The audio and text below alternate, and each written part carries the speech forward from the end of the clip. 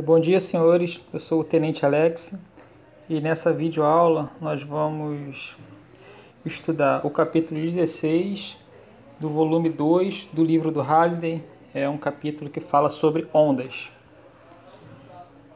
Eu vou disponibilizar tanto as videoaulas como esse slide em que eu estou produzindo o vídeo. Então, no capítulo 16, o primeiro item, ele fala de tipo de ondas. Então, nós temos três tipos de ondas. Nós temos as ondas mecânicas, as ondas eletromagnéticas e temos as ondas de matéria. No nosso capítulo, a gente vai estudar basicamente as ondas mecânicas. Essas ondas mecânicas possuem duas características. Elas são governadas pelas leis de Newton e elas só podem existir se nós tivermos meios materiais, ou seja, ela não se propaga no vácuo. Então, ela precisa de um meio material para ela se propagar. E esse meio pode ser a água, o ar ou mesmo as rochas. Exemplos são as ondas do mar, no qual o meio que a onda se propaga é a própria água, as ondas sonoras, onde as ondas se propagam através do ar, e nós temos as ondas sísmicas que se propagam através das rochas, que são os terremotos. Repare que as ondas sonoras elas são diferentes das ondas de rádio. As ondas de rádio são ondas do tipo eletromagnéticas. Essas ondas não precisam de um meio material para existir. Todas as ondas eletromagnéticas se propagam no vácuo. Então, todas as ondas eletromagnéticas se propagam no vácuo. Não necessariamente apenas no vácuo, né? Elas também se propagam no vácuo. Por exemplo, a luz ela se propaga aqui na nossa atmosfera, onde tem o ar, com a mesma velocidade. Então, a velocidade de todas as ondas eletromagnéticas é a velocidade da luz, que é cerca de 300 milhões de metros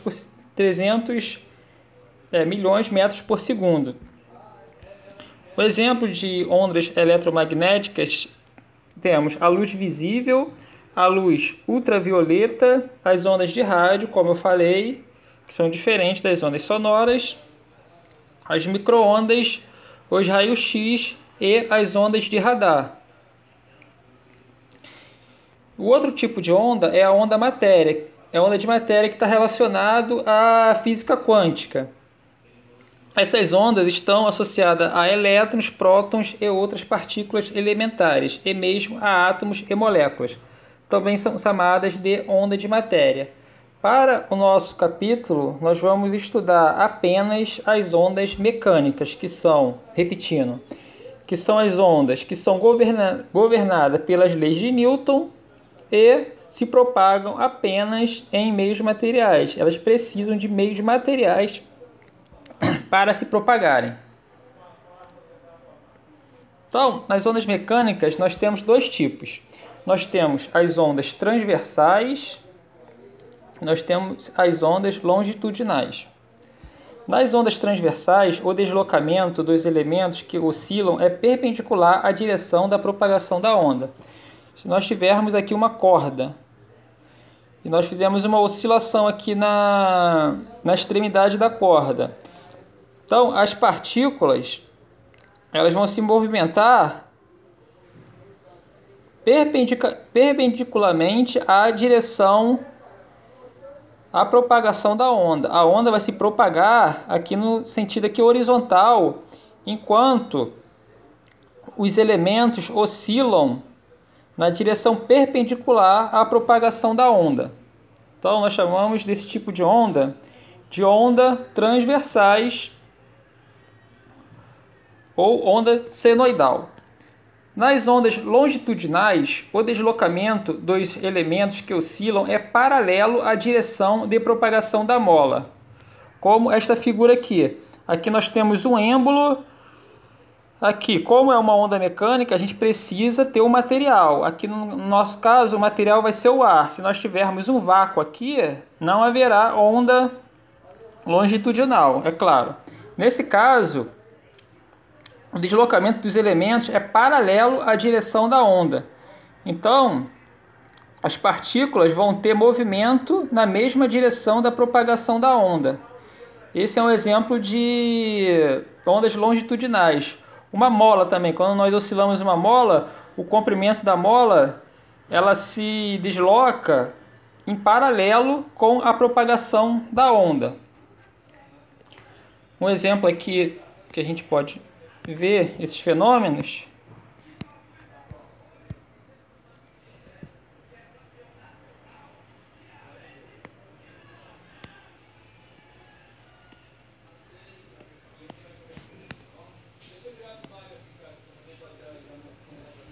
Deixa eu achar o vídeo aqui.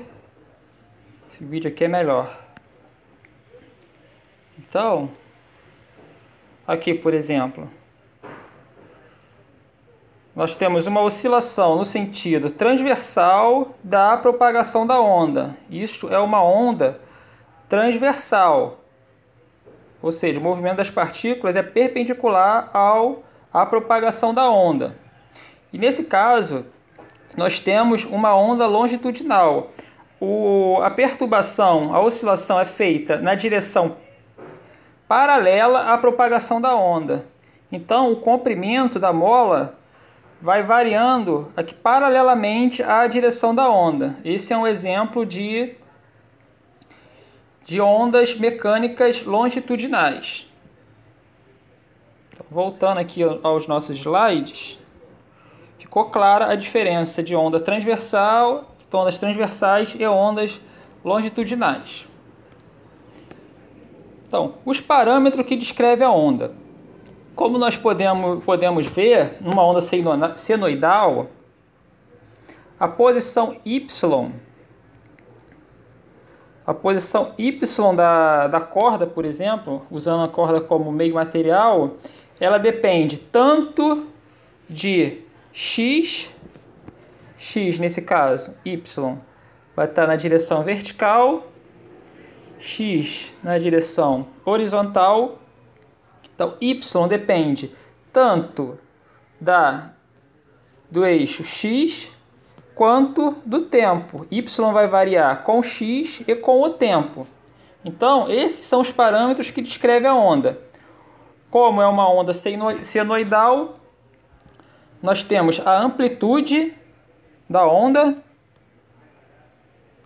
A amplitude da onda, que é a distância máxima em Y, que a partícula irá deslocar. Então, esta distância é a amplitude. Nós temos o K. O K nós chamamos de número de onda. Número de onda. Este número de onda está relacionado ao comprimento de onda, lambda. O comprimento de onda é o comprimento aqui em que a onda completa um ciclo inteiro. Está relacionado ao ciclo da onda. Então esse K, esse número de onda, está relacionado ao comprimento de onda lambda. Mais tarde nós vamos ver como nós calculamos esse comprimento de onda. Logicamente, como eu falei, esse deslocamento é função de x, da coordenada x, da frequência angular. Esta é a frequência angular, está relacionado ao período. Então, a frequência angular, como nós vimos em outras aulas, é igual a 2π sobre o período. Então, essa frequência angular está relacionada ao período em que a partícula aqui da corda faz o movimento de subida, descida e subida novamente. E o tempo. Deslocamento também é função do tempo, é função dos parâmetros, como nós vimos, a amplitude, o número de onda, a posição, a frequência angular e o tempo. grandezas variáveis são o x e o tempo. Normalmente nós vamos trabalhar com amplitude constante, número de onda constante e frequência de angular constante. As grandezas que irão variar vai ser a posição e o tempo.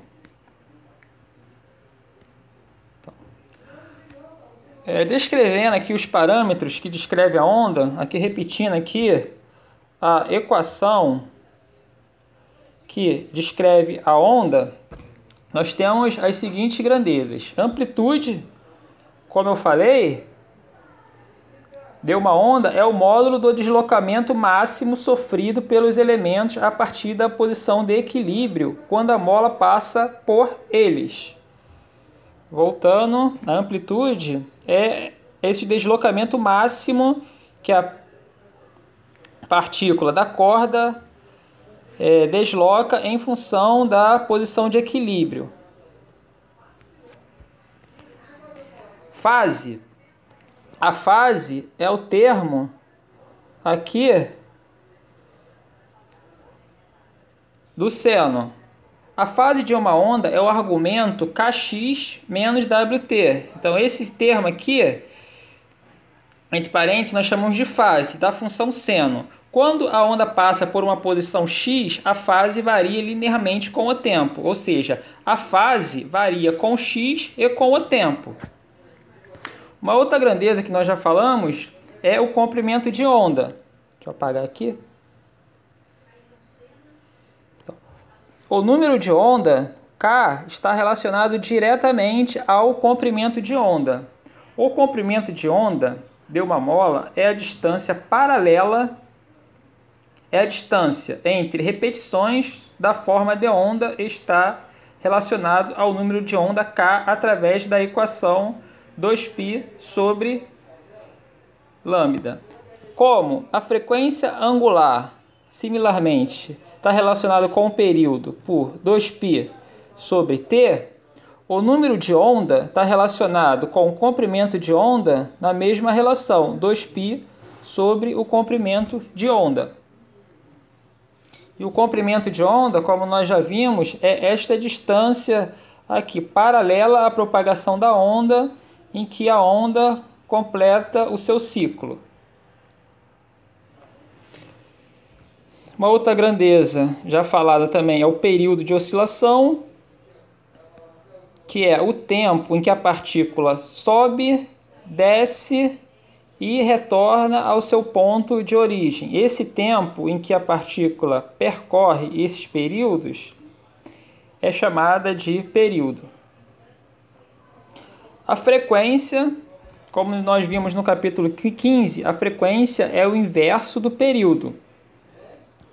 Ou seja, a frequência igual a 1 sobre t, ou, se quisermos colocar em função da frequência angular, igual a frequência angular dividido por 2π. O último elemento aqui, o último parâmetro aqui que descreve a onda, não está descrito aqui na equação, que normalmente nós tomamos ele como zero.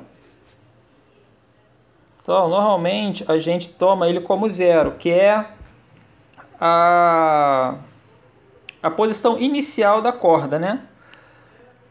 Se nós utilizarmos a corda como meio de propagação da onda mecânica. A constante de fase de uma onda, de forma...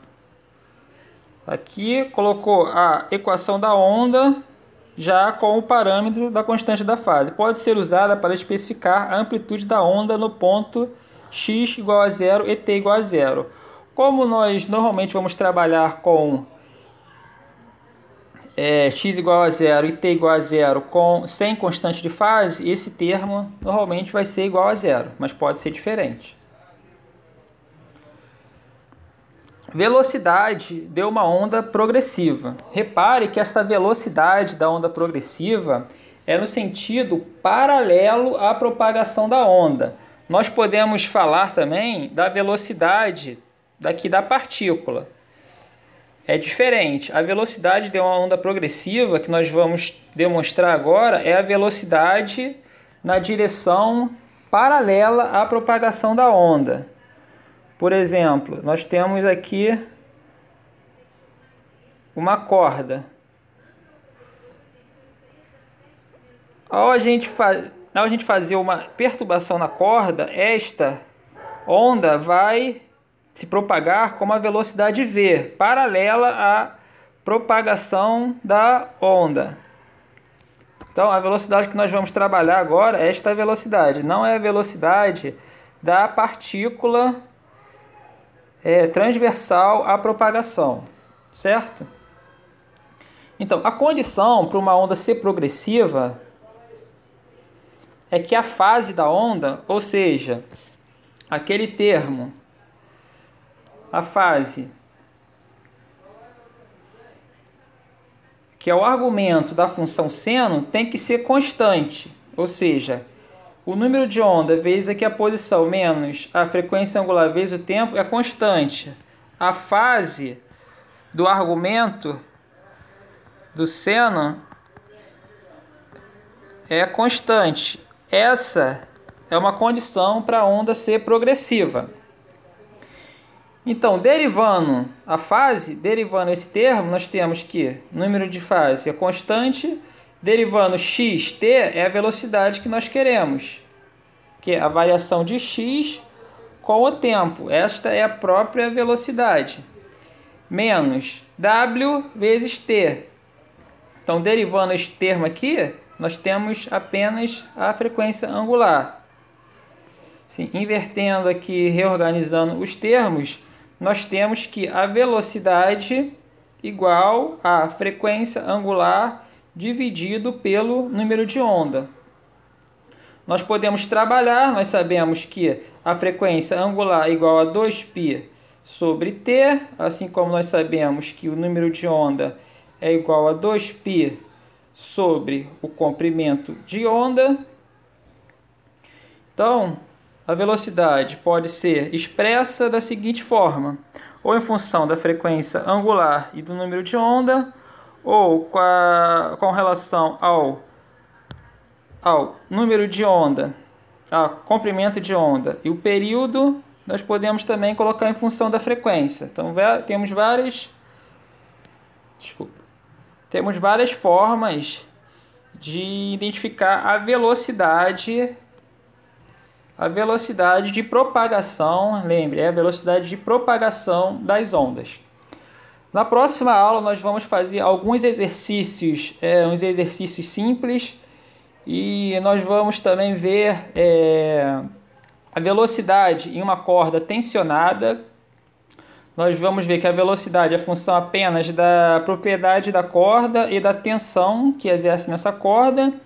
E nós vamos ver também energia potencial nas ondas. Até a próxima aula. Obrigado.